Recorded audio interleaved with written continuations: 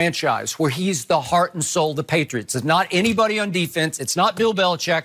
It's Tom Brady. And what have I told you from year number one with Dak Prescott? He is Brady-esque. What do they have in common? Both are later round picks. Tom 6th, Dak 4th. They have chips on shoulder. They're fighting with an underdog mentality that Aaron Rodgers and LeBron don't have. They're divas. They're the king. LeBron's still tweeting king emojis like he's the king of what? He is the king. What is he the king of? I don't know. How you gonna say a man? How you gonna say a man got deposed last year? How can you say a man that's born to a single mother and as a teenager that grew up like he grew up can't handle stress or can't play up under duress? Boy, I've seen a bunch of times when he runs from that late game free throw line, but that's okay. So I love the analogy that Michael used.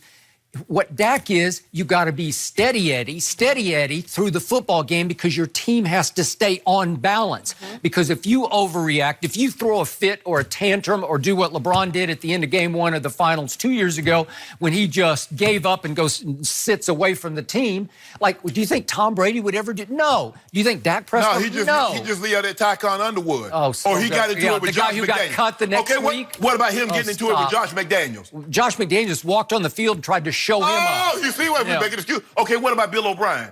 What about him? Oh, we got into it with Bill O'Brien. That was over Taekwondo. Forget what it was about. Yeah. Oh, you see what you did, Skip? No, you see what you did, Skip? You keep making excuses. All I'm saying is the beauty of Dak and Tom Brady, the drama that they show you always comes on the football field in the fourth quarter. Dak Prescott leads the NFL in game-winning drives over the last 3 years. I pointed out to you in detail yesterday, 6 games last year.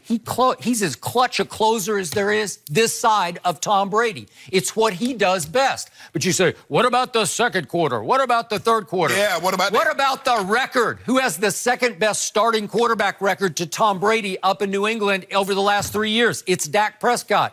That's why Michael concludes it's insane to hear people try to criticize Dak Prescott, and the money line of this whole piece is, Michael Lrvin says, it's like everyone's looking for a reason not to believe in Dak Prescott instead of opening their eyes for all the reasons they should believe. Tell that to Jerry. What have I taught? He's going to pay him. You don't get it. You just overreact from day to day because it's all you got, because you know this is a team on the verge of winning a Super Bowl. They're not. Yep. They're not. Yep. We got this. Skip, see, look, I believe that had Aaron Rodgers gone to a different situation, let's just say for the sake of argument, this conversation, Coach Belichick is his head coach. Okay. I do not he would have exhibited the behavior that he's shown. Aaron Rodgers has yet to be held accountable for his actions. You see, even if Aaron Rodgers does something wrong, if he does this or he flails his hands at a receiver, everybody in the stadium or everyone that's watching that game automatically assume that the receiver had done something wrong. Sure. For me, Skip, look, I don't have a problem taking blame. If I'm wrong, look, there have been times that John Elway, my quarterback, has made a bad throw, Skip, but I would come back and say, my bad, bro, I took it a little deep. My bad, bro, I was short on that one. Knowing, but he would never, because look, the way I look at it, Skip, if we're not practicing something, if we say, okay, I'm running the 7 route, which is a corner. Now, I know after time and time, he's like, well, Shannon, you do know if it's cover 2, I want you to flatten it out. If it's single high safety, you can keep it high, blah, blah, blah, all that stuff.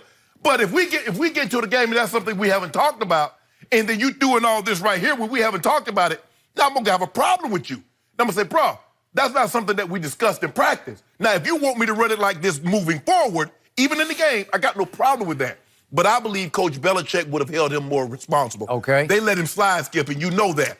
I believe Coach Belichick would have been undercut by Aaron Rodgers, because once you're that high a pick in the draft, even though he was just a later first rounder, but once you're established as the franchise quarterback, I think he's a monster created that even a Belichick could not control. Yeah, he could, but see, the thing was that Coach Belichick had, even Tom Brady. Tom Brady won those, but Coach Belichick already had his thumb on him. So even if he won 3 Super Bowls in his first 4 years of starting, Skip, Coach Belichick had that thumb on him, and there's like, okay, this is the way it's going to be. I believe he would have been the exact same way with Aaron Rodgers, because Aaron Rodgers as a guy, Skip, as he's gotten better, he's almost become even more unbearable because the way he's talking, his head coach is saying, yeah, I kind of like these. I kind of like these scrimmages with the opposing team and yada, yada, yada. Well, I don't like them. Bruh, why they got to be about you all the time? Yeah. So what did I tell you from day one of Undisputed almost 3 years ago, sitting right here across this table from each other? What'd you say? I said, Aaron Rodgers is a blame-deflecting finger pointer. And you said, oh, that's outrageous. How can you say that? I did. You know what? No, I didn't. Yes, you did. For about 2 years, you said, what are you talking about? You're absolutely right. No, you didn't. But he's still transcendent. Yeah. He a finger-pointing, blame-deflecting diva. Yeah. But he's still transcendent. Two things, but I've also said, what have I been telling you for the last 3 years? Two things, Skip Bayless, can be true. Here's what's so true, and I told you this last year, and I couldn't get it through your head again. Dak Prescott finally took off as an elite quarterback the second half of last year when they went 7-1 because he finally had a number one receiver he trusted, he connected with, that he had rapport and wavelength with. And what did Michael Lrvin, Hall of Fame receiver, say? Dak and Dez was not harmonious. Dez Bryant crippled Dak Prescott for the first like a year and a half. It was just horrendous what happened between the two of them because Dez went from bad to worse. Dez, according to the Hall of Famer Shannon Sharp, was a broken down shell of himself who had absolutely no connection with Dak after he had nothing but connection with Tony Romo, who threw him nothing but jump balls. I see Dez, I throw it up, maybe he'll go up and snatch it, and, right? And when you're athletic and you're young, you can get those 50-50 balls. All right. No bad. You start to age, skip, and become broken down. They're not 50-50, they're 25-75. Thank you. Michael Lrvin continues. Now Dak has a guy who fits his talent. Now he takes off. Amari Cooper fits because they're on the same wavelength. They've had a whole offseason. Yeah. I knew this. What?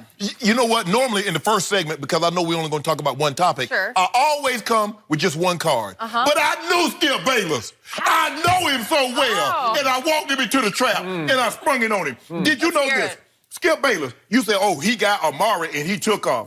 That completion percentage on 15 yards, when the ball travels 15 yards down the field, before Amari Cooper, he was at 42%, which is 22nd.